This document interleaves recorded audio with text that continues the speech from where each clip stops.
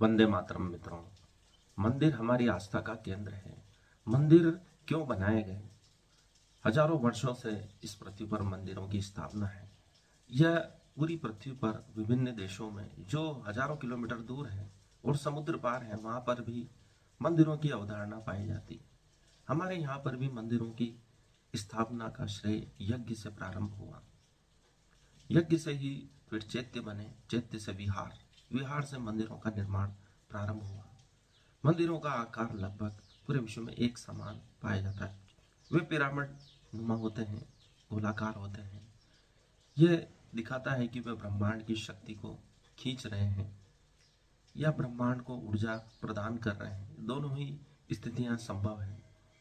अर्थात मनुष्य ये जानता था कोई दिव्य शक्ति है जिसके लिए एक ऐसा पवित्र स्थान होना चाहिए जहाँ जाकर मनुष्य अपनी आत्मा को ऊर्जान्वित कर सके, ऊर्जा प्राप्त कर सके, अपनी बैटरी को चार्ज कर सके। पूरे विश्व में मंदिर पाए जाते हैं, अर्थात परमात्मा की अवधारणा पूरे विश्व में एक समान रूप से पाई जाती है।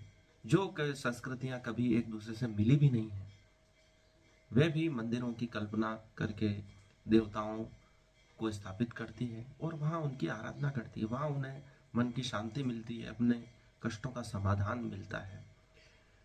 प्रत्येक घर को भी मंदिर बनाया जा सकता है। विनोद खन्ना रजनीश आश्रम में बगीचे को संभालते थे और प्रत्येक कार्य को मंदिर में किए जाने वाले कार्य की भांति किया जा सकता है।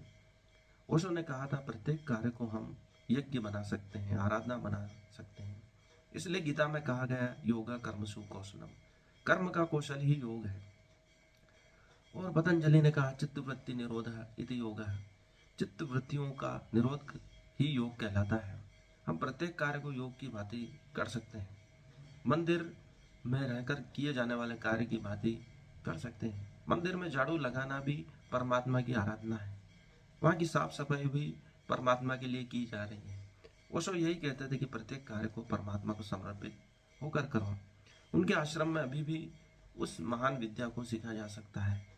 चाहे सब्जी काटना हो, झाड़ू लगाना हो, साफ सफाई हो, एक ध्यान की विधि के अनुसार उसे किया जाता है। वही हम अक्षय खन्ना की एक्टिंग में देखते हैं। उन्होंने उसको जीवन शैली बना लिया है। एक्टिंग कैसे की जाए वह ओशो से प्रभावित है ऐसा निश्चित प्रतीत होता है, क्योंकि उनके विचारों, उनके उपदेशों और उनके कृतित्व से ही इस प्रकार की एक्टिंग की जाना संभव है। कोई ओशो के प्रवचन से, उनकी जीवन शैली से प्रभावित हुए बगैर नहीं रह सकता है। यह जीवन मंदिर की भांति जिया जा सकता है।